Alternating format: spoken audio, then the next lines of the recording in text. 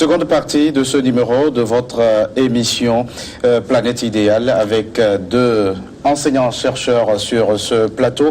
Professeur Nyo Baba, nous voyons le Maroc, le Rwanda ou encore l'Éthiopie qui sont présentés comme des modèles dans la promotion de ce type d'énergie. Alors, quelle est la solution miracle qui a pu marcher dans ces pays et qui n'arrive pas à l'être plutôt en Afrique de l'Ouest? On a l'impression que sur le continent, l'Afrique de l'Ouest a encore du chemin à faire. Solution miracle, il n'y en a pas.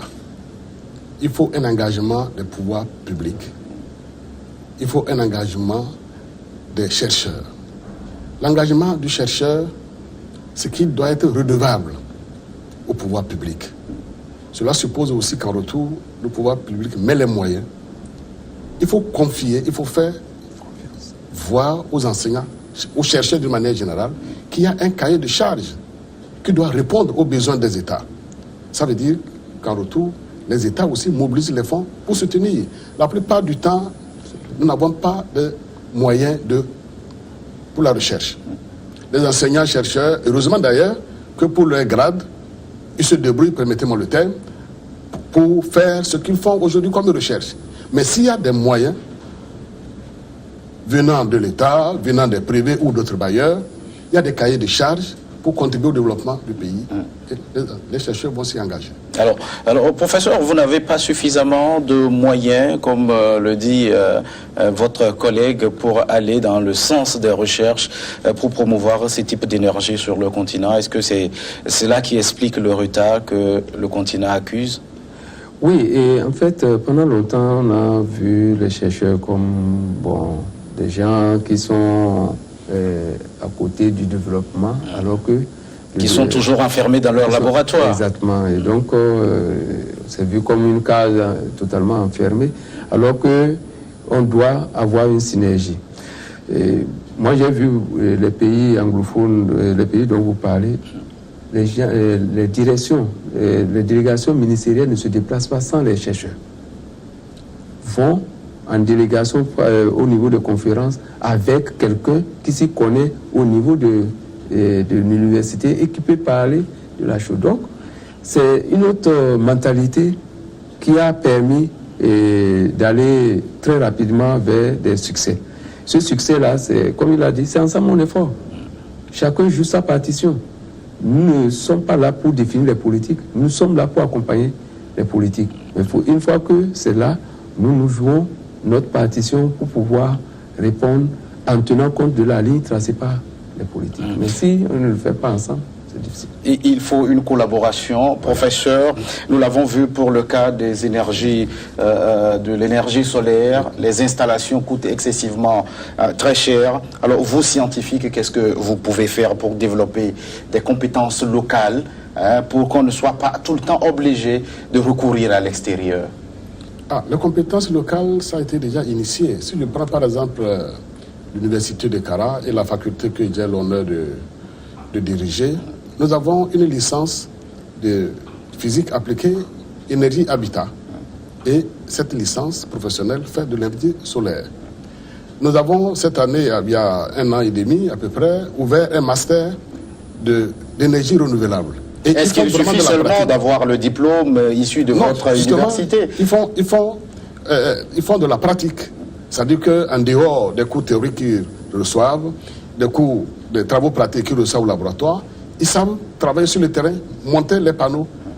Bien entendu, il faut aller au-delà de ça. Et on leur a dit non, vous n'êtes pas appelés à attendre qu'il y ait un concours pour vous recruter.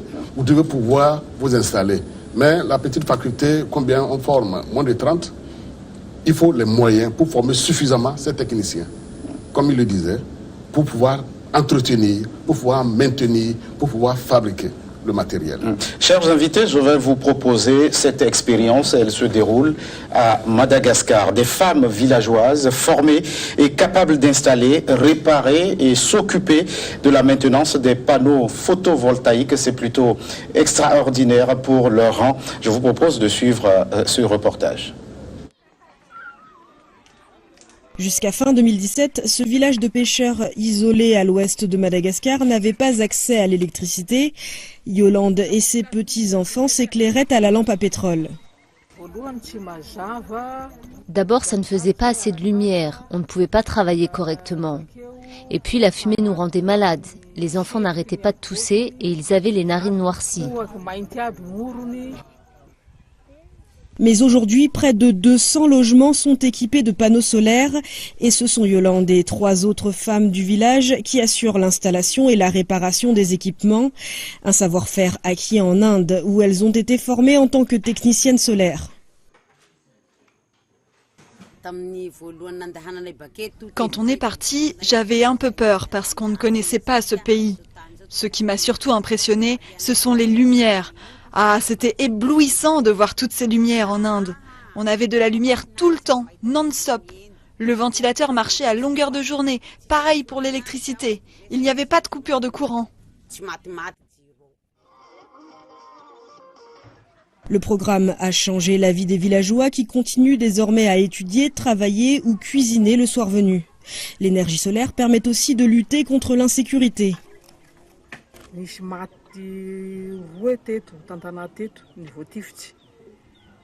Il y a déjà eu 2 morts ici. Ils ont été tués par balle. C'est pour ça qu'on veut éclairer à l'extérieur pour voir les bandits de loin et pouvoir fuir à temps ou bien se préparer. D'ici 2030, le projet prévoit d'approvisionner 630 000 ménages en énergie solaire. Un bond en avant pour les villages concernés dans un pays où 94% de la population est privée d'électricité. Professeur Daouda Maman, comment réagissez-vous face à ce que vous venez de suivre? Moi, je suis très impressionné et je l'ai souvent dit, c'est pas tout le monde peut apprendre. Ce que l'on nous reproche et qu'on doit corriger, c'est d'être trop théorique.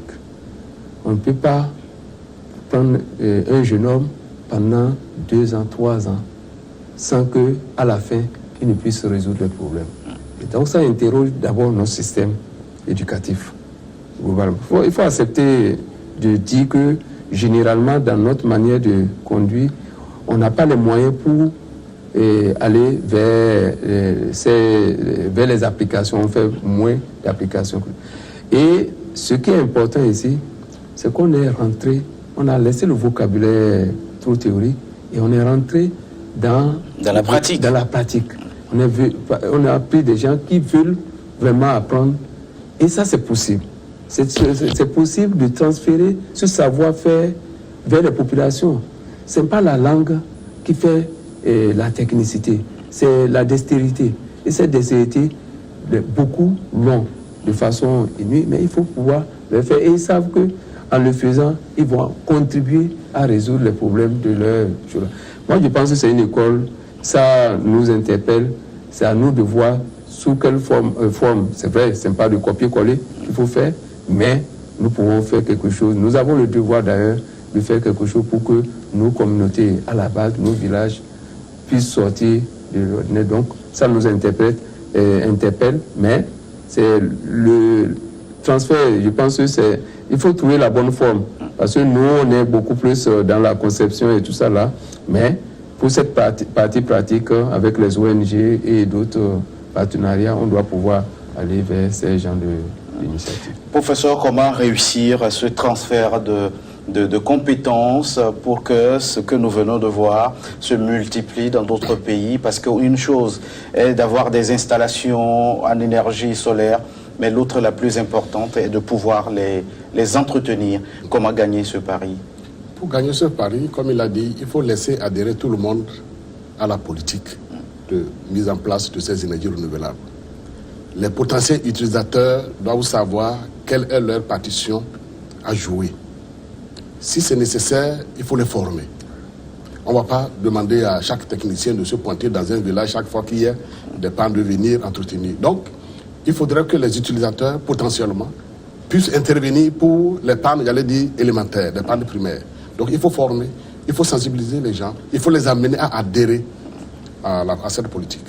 Est-ce que c'est parce que, justement, ces populations n'adhèrent pas à ces politiques souvent menées par les pouvoirs publics?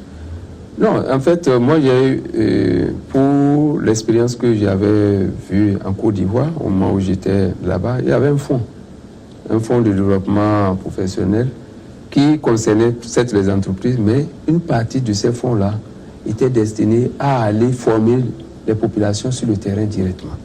Vous voyez, parce que si vous voulez demander aux populations de se cotiser pour leur formation, ça va être difficile.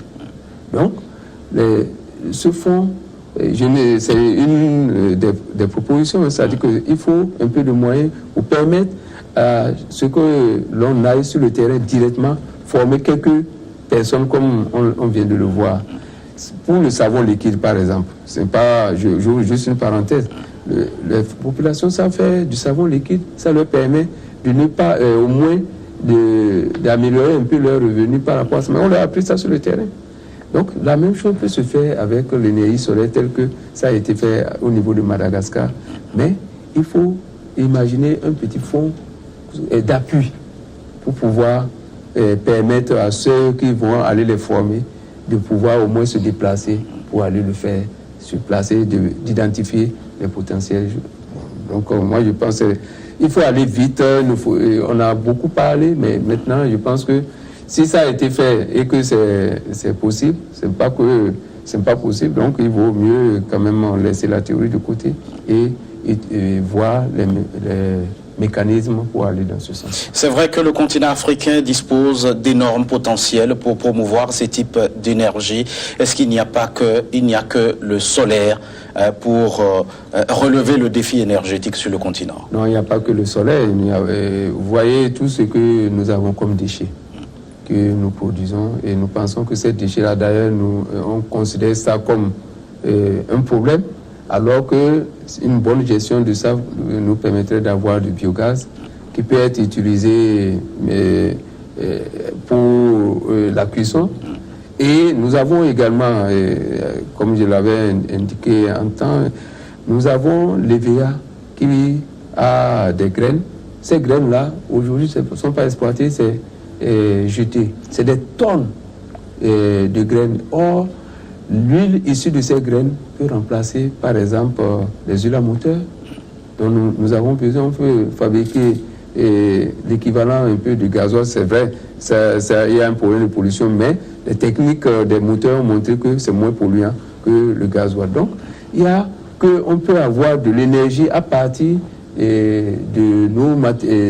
des éléments que nous produisons sur place. Il y a d'autres éléments, mais moi je ne vais pas aller, puisque ce n'est pas étudié pour l'alimentaire. Donc comme ce n'est pas étudié pour l'alimentaire, pour ne pas faire une concurrence entre l'alimentaire et l'énergie, c'est pourquoi moi je pense que cet élément, entre autres, peut rentrer avec les aspects de déchets valorisés. Professeur Baba, je rappelle que vous êtes chimiste et il y a un domaine qui vous préoccupe très souvent, c'est l'eau. On peut faire le lien entre l'énergie et l'eau, parce que très souvent, dans nos pays, il n'y a pas d'électricité et très vite, on crie manque d'eau. Alors, comment est-ce qu'on peut conjuguer les efforts pour résoudre cette équation à deux inconnus? Est-ce que c'est à deux inconnus? En réalité, l'eau même est une énergie.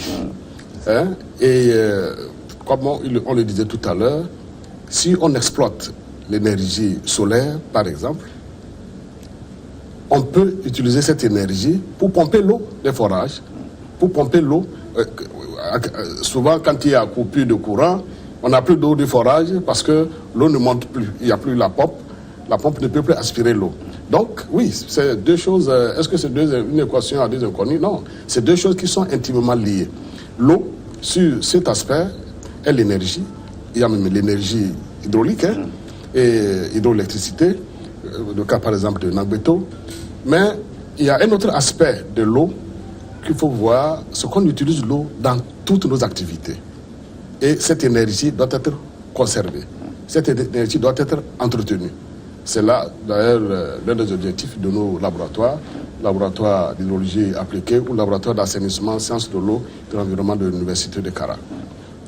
Oui, donc les deux paramètres sont liés. Ce n'est même pas une équation à deux inconnus, c'est même une équation. Et qui doit pouvoir être résolu parce que les deux paramètres sont intimement liés. Les deux paramètres sont intimement liés. Comment est-ce qu'on peut mener cette dynamique, professeur? Non, mais actuellement, l'une des options que nous prenons, par exemple, au niveau de l'Institut national de l'eau, c'est de dire, on a même fait un prototype, on utilise l'énergie solaire et l'électronique, de manière à ce que, comme il a dit, avec l'énergie solaire, au lieu de d'utiliser la force motrice, c'est l'énergie solaire qui permet d'amener de l'eau, donc on peut améliorer. Et en plus de ça, pour la tarification, la personne paie 10 francs, on place, c'est un appareil avec l'énergie solaire, on place la carte et ça débite exactement la quantité qu'il faut. Ça, c'est une expérience que nous avons déjà au niveau de l'Institut national de l'eau, qu'il faut approfondir. C'était avec les Pays-Bas, une fondation des Pays-Bas qui accompagne cette action. Bon, c'est juste pour dire que l'énergie solaire va éviter à nos sœurs et mamans d'aller sous le temps être en train de faire du sport donc on appelle ça les trucs à motricité humaine, et de leur permettre de réduire cet effort-là pour s'occuper d'autres choses. Donc toute chose qui va leur permettre d'aller améliorer leur commerce, etc.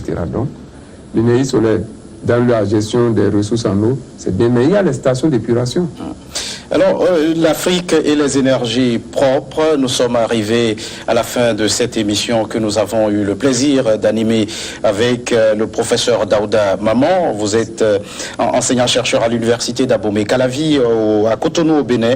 Vous êtes directeur de l'Institut national de l'eau.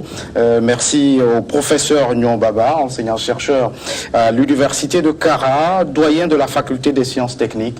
Merci d'être passé sur ce plateau.